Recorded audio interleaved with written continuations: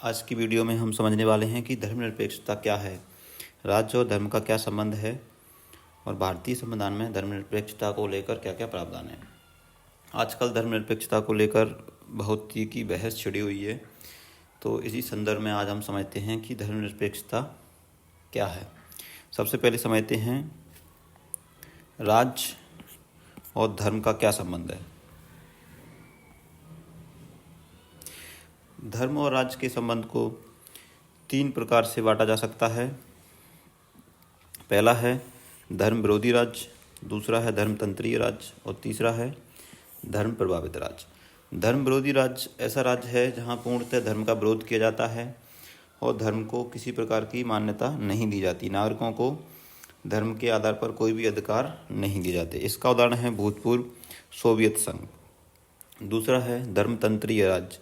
धर्मतंत्रीय राज्य ऐसा राज्य होता है जो पूरी तरह धर्म के आधार पर चलता है। जो धर्म का प्रमुख होता है वही राज्य का अध्यक्ष होता है, हेड ऑफ स्टेट होता है और धार्मिक ग्रंथों के आधार पर ही वहाँ का शासन चलाया जाता है। इसका उदाहरण देख सकते हैं वेटिकन सिटी।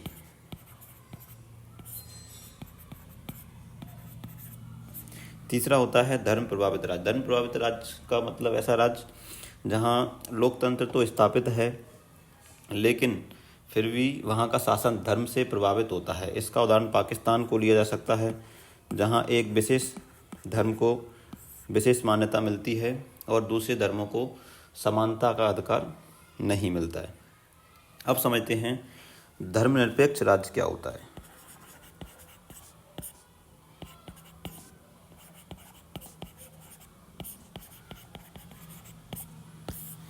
धर्मनिरपेक्ष राज्य की सबसे बड़ी विशेषता तो यही है कि यह ऊपर बताए गए तीनों प्रकार के राज्यों से अलग होता है। यह ना तो धर्म विरोधी होता है, ना ही धर्मतंत्रीय होता है और ना ही धर्म से प्रभावित होता है। धर्मनिरपेक्ष राज्य स्वयं को धर्म से अलग रखता है और अलग रखने के साथ साथ यह भी सुनिश्चित करता है कि वह धार्मिक मामलों में अनावश्यक हस्तक्षेप ना करें। वहाँ नागरिकों को धर्म की स्वतंत्रता मिलती है और सभी धर्मों को समान अधिकार दिए जाते हैं। अब समझते हैं भारतीय संविधान में धर्मनिरपेक्षता को लेकर क्या प्रावधान है।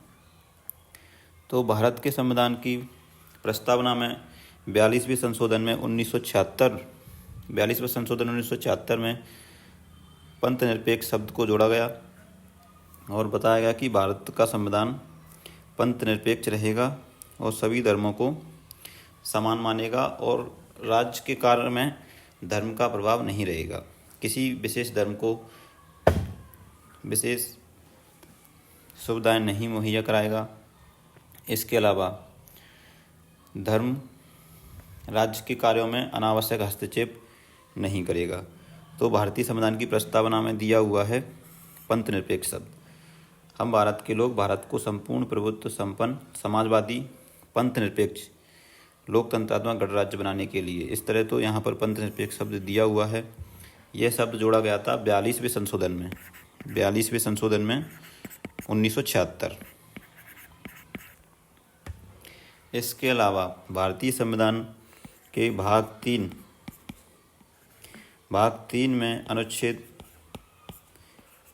25 से अनुच्छेद 28 तक धार्मिक स्वतंत्रता नाम से मौलिक अधिकार दिए गए हैं और भारत के सर्वोच्च न्यायालय ने भी